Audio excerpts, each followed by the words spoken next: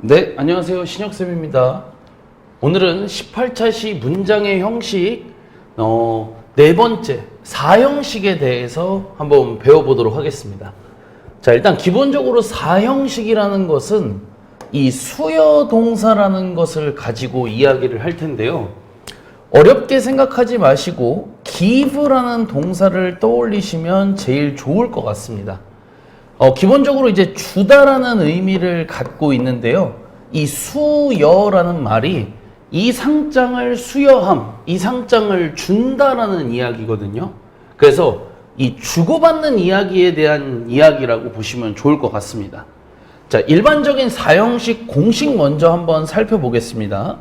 기본적으로 주어와 동사가 기본으로 오는 건 여직 했었던 다른 1, 2, 3형식과 똑같고 뒤에 일반적으로 목적어가 두 가지가 오는 거라고 생각을 해주시면 좋을 것 같습니다. 그래서 이제 그걸 영어에선 간접 목적어와 직접 목적어로 구별해서 이야기를 합니다. 그럼 이제 이것이 어떤 거냐면 우리가 무언가를 준다라고 할 때 무엇을 주는지가 정해져 있을 테고 그 다음에 누구에게 그것을 줄 건지가 정해지게 되죠. 자, 이때 이거를 문법적으로 받는 놈을 간접 목적어라고 영어에선 부르고 그 다음에 그 받는 사람에게 가는 놈을 직접 목적어라고 부르게 됩니다. 일단 이거는 이름이라고 보시면 좋을 것 같아요. 자, 그래서 이것도 공식상 표기법이 있는데 간접 목적어는 IO라고 부르고요. 그 다음에 직접 목적어는 DO라고 표기를 하긴 합니다. 이제 조금 어렵죠, 요거는. 한 개의 알파벳이 아니니까. 자, 이제 기본적으로 여러분들한테 이제 제가 소개시켜드리고 싶은 공식은 이 밑에 거예요. 그래서 이렇게 간접 목적어와 직접 목적어라는 표현 자체도 어려울 뿐 아니라 플러스 알파벳으로 표기할 때에도 이 두 가지의 알파벳을 사용하다 보니까 외우기가 좀 어려우니까 요렇게 기억을 해주시면 좋을 것 같아요. 영어에서 이제 무언가를 누구에게 준다라는 표현을 쓸 땐 받는 사람이 먼저 오고 그 다음에 그 사람에게 가는 것이 뒤쪽에 붙는 형태라고 보시면 되겠습니다. 자, 목적어라는 것은 지난 시간에 3형식을 배우면서 배웠죠. 동사의 대상이 되는 것입니다. 근데 4형식은 그 대상이 두 개가 되는 거예요. 왜냐하면 이 주다라는 행위 자체가 누구누구에게 무엇을 주다가 되기 때문에 이 동사 뒤쪽에 목적어, 즉 대상이 두 개가 오는데 정해진 룰은 뭐다? 받는 사람부터 쓰고 가는 어떤 대상, 물건이 뒤쪽으로 오게 되겠죠. 한번 내려가서 한번 살펴보겠습니다. 자, 기본적으로 요 정도에서 한번 살펴보겠습니다. 자, 간접 목적어라는 것은 무엇이라고 했죠? 받는 사람이 되는 거고 직접 목적어는 가는 어떤 대상이라고 이야기를 했습니다. 자, give를 가지고 문장을 한번 보도록 하죠. 나는 너에게 돈을 줄 것이다 라는 문장을 영어로 적어 보겠습니다. 자, 기본 공식에 근거해서 주어 나는 I가 그대로 잘 왔고 줄 것이다 라는 표현은 주다의 미래 표현이니까 will give가 와 주었습니다. 나는 줄 것이다. 자, 받는 사람부터 쓰기로 했었죠. 자, 목적격인 you를 잘 써줬습니다. 여러분들 목적격 you, your, you의 세 번째 you죠. 너에게가 되겠습니다. 돈을. 자, 이게 결국엔 중요한 건 you만 썼지만 여러분들은 해석은 너에게로 해야 되는 건 여러분의 몫이에요.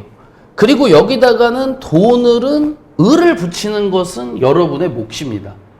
이제 이런 끝에 어미를 잘 설정하는 것이 까다로운 게 4형식이에요. 자, 조금 더 내려가 볼게요. 우리나라 말과 표현을 한번 비교를 해보자고 제가 써놨습니다. 한번 읽어보면 위에서 썼던 문장 그대로예요. 나는 너에게 돈을 줄 것이다. 아무 문제 없죠, 당연히 여러분들. 그리고 나는 돈을 너에게 줄 거다. 이것 또한 문제가 없습니다. 하지만 영어에서는 기본 룰이 뭐라고 했죠? 받는 놈을 먼저 쓰는 것이 기본 룰이고 그 다음에 무엇을 줄 건지가 뒤에 붙는 게 기본 룰이에요. 근데 이제 이런 기본 룰을 항상 지킬 수는 없죠. 좀 바꿔서 쓸 수도 있다라는 거예요. 자, 일단 우리나라 문장에서는 이 두 개의 문장 모두 잘못 쓴 문장이 없습니다. 우리나라 말로는 전혀 상관이 없고 영어에다가 이제 이거를 한번 대입을 같이 해볼게요. 자, 방금 말씀드린 대로 나는 줄 것이다 너에게 돈을, 이렇게 받는 사람 먼저 쓰는 게 먼저라고 얘기를 했죠. 당연히 맞는 표현이고, 이것을 그냥 우리 마음대로 I will give money you는 안 된다는 거예요. 이건 공식에 어긋나는 거예요. 받는 사람 먼저 써야 된다고 했었죠. 자, 그런데 이제 이 문장을 말맞게 바꿔 쓸 수 있는 방법이 있습니다. 자, 기본 공식에 어긋나게끔 가는 놈을 먼저 썼죠. 이렇게 돈을. 그러면 받는 놈 앞에다가 전치사를 써줘야 됩니다. 지금 같은 경우엔 전치사 to를 사용했는데요. 이렇게 쓰게 되면 맞는 게 되는 거예요. 4형식을 정리 한번 해볼게요. 자, 기본 공식은 주어, 동사, 받는 놈, 가는 놈 순입니다. 요건 괜찮죠, 여러분들? 받는 놈 먼저 쓰고 그 다음에 뭘 주는지 쓰면 되니까. 근데 이제 이걸 가끔 바꿔 쓰는 경우가 있는데 주어, 동사 다음에 가는 놈부터 쓸 거면, 그럴 거면 받는 놈 앞에다가 전치사를 하나 달아줘야 된다는 거예요. 우리는 위에서 지금 to를 살펴보고 왔었죠. 자, 그러면 이 부분에 대해서 조금 더 자세하게 배워보겠습니다. 자, 결국에 어떤 동사를 쓰느냐에 따라서 어떤 전치사를 쓸지가 정해져요. 방금 우리는 give라는 동사가 문장에 들어간 걸 살펴봤었죠. 그때는 전치사 to를 써줬습니다. 이와 같이 to를 쓰는 다른 어떤 동사들을 몇 가지 제가 적어 놓았어요. 자, 이것들을 한번 밑에서 살펴보겠습니다. 자, 기본 형식 먼저 볼게요. 나는, 자, 렌드는 빌려주다라는 뜻이죠. will이랑 같이 해석하면 나는 빌려줄 것이다 너에게. 나는 너에게 a coupon of Starbucks. 스타벅스 쿠폰을 빌려줄 거야. 이런 식으로요. 가장 기본적인 게 되겠죠. 자, 그리고 send라는 단어도 보내다라는 뜻이니까 나는 보낼 것이다 너에게 스타벅스 쿠폰을. 네, 좋습니다. 그 다음에 sell, 팔다라는 뜻이죠. 나는 너에게 스타벅스 쿠폰을 팔 거야. 여기까지만 보겠습니다. 자, 그러면 변형 형태를 살펴본다고 말씀을 드렸죠. 자, 나는 빌려줄 거야 스타벅스 쿠폰을. 자, 우리 마음대로 지금 가는 놈부터 썼죠. 그러면 어떻게 한다고요? 받는 놈 앞에 전치사를 달아줘야 된다라고 얘기를 했습니다. 자, 지금 제가 써놓은 이 네 가지의 동사들은 모두 이 자리에 to를 쓰기로 이미 약속이 되어 있는 거예요. 그럼 여러분들 눈치채셨나요? 여기 있는 동사가 아닌 다른 동사들은 다른 전치사를 써야 돼요. 그걸 밑에다가 적어 놓은 것입니다. 다른 예문을 쓰지 않았어요. 자, 만들다라는 표현도 여러분들 살짝 바뀌면 만들어 주다로 바뀝니다. 같은 말이에요. 다른 단어가 있는 게 아닙니다.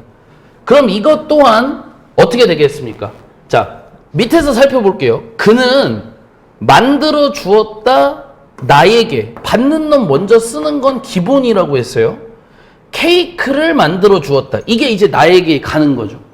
이건 기본이고 뒤에 바꿔보면 그는 만들어 주었다 케이크를. 자, 가는 놈부터 마음대로 썼죠. 그러면 받는 놈 앞엔 전치사가 필요한데 지금 여기 보세요. for를 쓰는 동사의 make가 첫 번째예요. 이렇게 공식의 반대, 변형 형태를 쓰게 됐을 때 make는 이 자리에 for를 쓰는 것을 기본으로 합니다. 이해되셨나요? 자, 그런 다음 마지막은 전치사 of를 쓰는 동사도 있는데 그것 또한 살펴보겠습니다. 그녀는 요청했다 나에게, 여기에게 그대로 써주고요. 무언가를 기본 형태로 썼죠. 바뀐 형태 보겠습니다. 그녀는 요청했다 무언가를. 자, 가는 놈부터 썼죠.